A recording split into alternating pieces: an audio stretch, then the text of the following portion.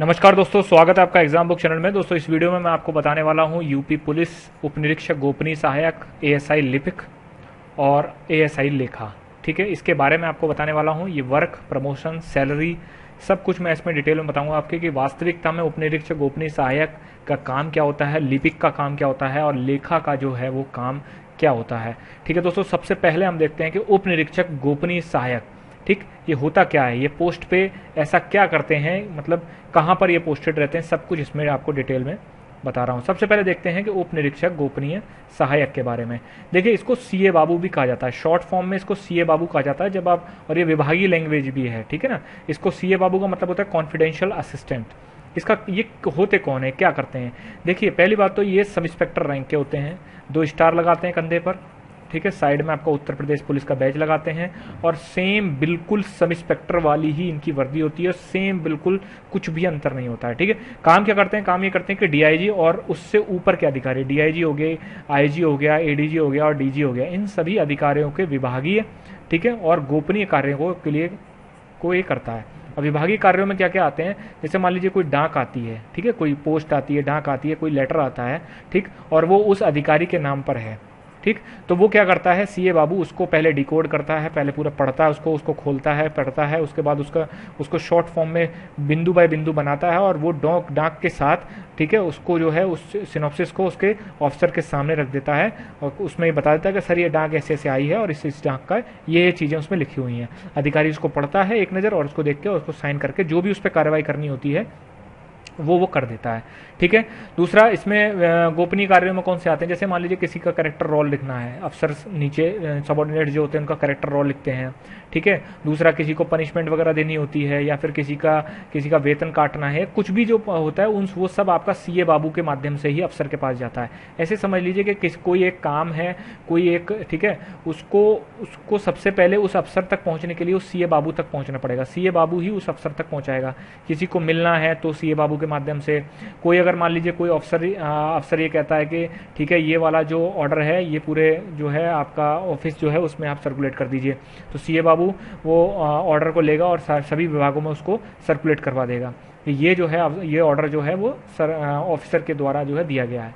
तो ये सीए का काम ये होता है, कॉन्फिडेंशियल असिस्टेंट, मतलब विभागीय और गोपनीय कार्यों को करता है वो, ठीक है। ये मेनली मुख्यतः यही काम होता है और उसका काम कोई भी नहीं होता जिले में। आपका मतलब कोई भी ऑफिस हो गया, चाहे ट्रेनिंग सेंटर्स हो गए, जिले हो गए, आपका जीआरपी हो गया, जहां भी अफसर पोस्टेड रहते हैं डीआईजी एंड अब उनको ये सीए बाबू की पोस्ट जो है वो उनके साथ ये लोग रहते हैं, ठीक है। जैसे आप ऐसे समझ लीजिए कि पीए जो होते हैं ना, पर्सनल असिस्टेंट, ठीक है, ये सेंट्रल गवर्नमेंट में पोस्ट होती है, ठीक। यही पोस्ट कॉन्फिडेंशियल असिस्टेंट को सेंट्रल गवर्नमेंट में इसको पीए बोलते हैं, पर्सनल असिस्टेंट, ठीक है। कि ऑफिसर का कोई भी काम होगा वो सीए ही करेगा, ऑफिशियल वर्क जो होगा वो सीए करता है। सीए उसको सारी चीजें बहुत ही सिंपल तरीके से समझाता है और उसके द्वारा दिया गया कोई भी ऑर्डर जो है वो आगे आपका बढ़ा देता है। बहुत अच्छी पोस्ट है ये, किसी भी तरीके की, सीधी सी बात है, आपकी 10 to 5 की जॉब होगी।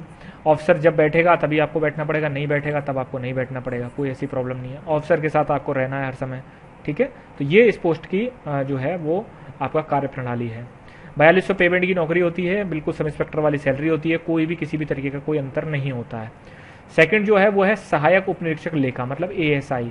ये अपने कंधे, ये पूरी की पूरी वर्दी सब इंस्पेक्टर वाली पहनते हैं और लेकिन कंधे पर सिर्फ 1 स्टार लगाते हैं क्योंकि ये असिस्टेंट सब इंस्पेक्टर हैं ये, ठीक है। लेखा, इसको दूसरे शब्दों में इसको अकाउंट शाखा भी बोला जाता है।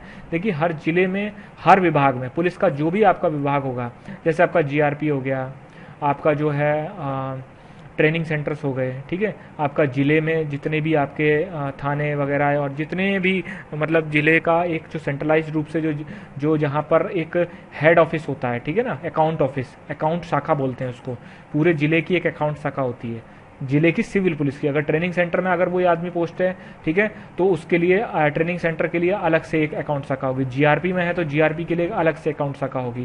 तो इस तरीके से जो है अलग अलग विभागों की अलग अलग अकाउंट शाखा होती है। करती क्या है ये अकाउंट शाखा, उसके अंतर्गत क्या होता है, उसके अकाउंट शाखा के अंतर आपके जो है एक इंस्पेक्टर रैंक का होता है, उसको कहते हैं निरीक्षक लेखा, दूसरा होता है आपका उप निरीक्षक लेखा और फिर होता है एएसआई, ठीक है। एक ये जो शाखा होती है इंस्पेक्टर के अंडर होती है, बाकी इसके अंडर जो है कई सारे उप निरीक्षक होते हैं, इसके अंडर जो होते हैं कई सारे एएसआई होते हैं। काम क्या करते हैं, पूरी शाखा में जितना भी वित्त का काम होता है, मतलब जितना भी फाइनेंस का काम होता है, जितनी भी खरीदारी खरीद फरोख्त वगैरह जो भी कुछ होना है वो सब के सब इस शाखा के थ्रू ही होता है। ठीक है। गवर्नमेंट गजटेड ऑफिसर और नॉन गजटेड ऑफिसर के डीएटी का मतलब जब वो बाहर जाते हैं तनख्वाह वगैरह ये सारी चीज़ें जो है यही करता है। तनख्वाह किसकी कितनी बनी, किसमें कितना आपका जो है डीएटी बनेगा, किसकी कितनी कटेगी, सारी चीज़ें जो है ये उप निरीक्षक जो है लेखा जो अकाउंट शाखा होती है उसके अंतर्गत यही काम किया जाता है। ठीक है। आपको कोई ना कोई का एक छोटा सा काम आपको ये बोल दिया जाएगा कि जितने भी आपके कांस्टेबल्स हैं जिले में उनका आपको जो है सैलरी वेतन वगैरह सब देखना है। ठीक है। तो एक जिले में जितने भी कांस्टेबल्स होंगे, ठीक, जो पोस्टेड होंगे उन सब का आपको जो है उनका सैलरी प्रमोशन वगैरह सब कुछ आपको देखना पड़ेगा।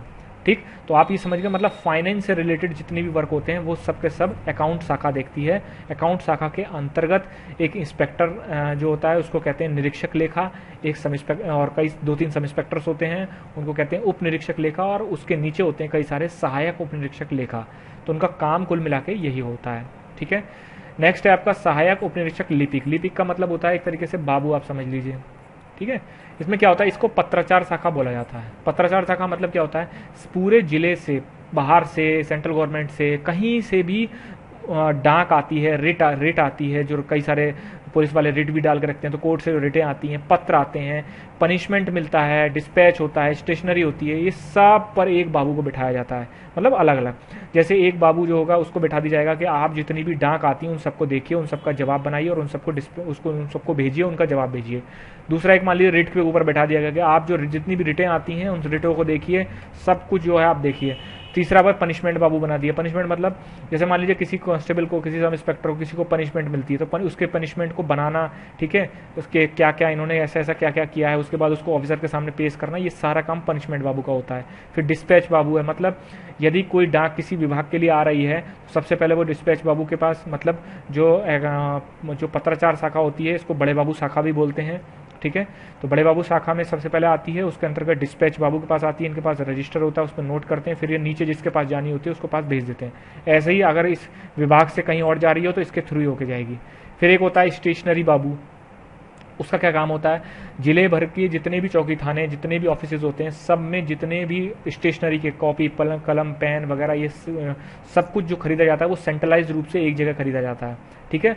वो आता है स्टेशनरी बाबू के अंडर होता है। फिर जितनी जिसकी थाने की, जितनी जिसकी ऑफिस की डिमांड होती है सबको वहां पर भेज दिया जाता है। ठीक है। ये अभिलेखों का संरक्षण भी यही करते हैं। अभिलेखों का संरक्षण मतलब किसी भी पुलिस से संबंधित जो भी है, और आपका हर एक पुलिस वाले का अपना अपना एक अभिलेख होता है।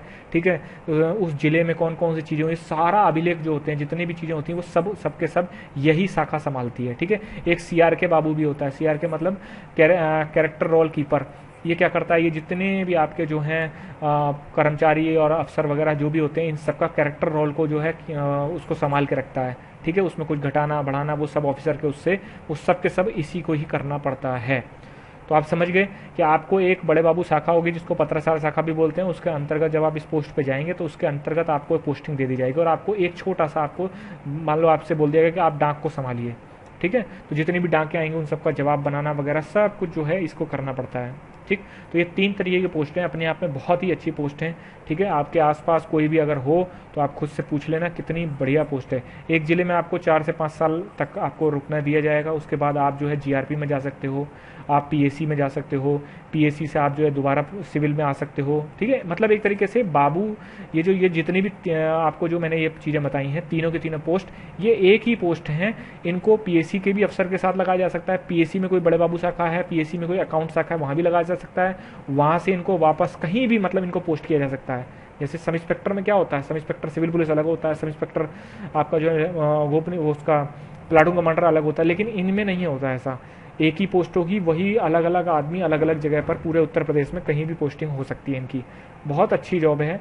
ठीक है। 10 to 5 की जॉब है आपकी। आपका जो है ना आपको लाठी चलानी है, ना आपको कहीं दंगे में जाना है, आपको आराम से अपना 10 to 5 जॉब करके सीधे अपने घर। ठीक है। बस जो लिपिक होता है, जो लिपिक ये जो होते हैं ये थोड़ा सा कलम के पक्के होने चाहिए, मतलब इनको लेटर राइटिंग वगैरह बढ़िया तरीके से आनी चाहिए। ठीक है। वो आपको जब ट्रेनिंग वगैरह होती है तब उसमें सब चीज़ सिखा दी जाती है। तो तो दोस्तों ये चीज़ थी, ये तीनों के तीनों था। अच्छी पोस्ट है, आने वाले समय में अगर वैकेंसी आ रही है आप इसमें आने वाली है, 1399 पोस्ट के करीब हैं।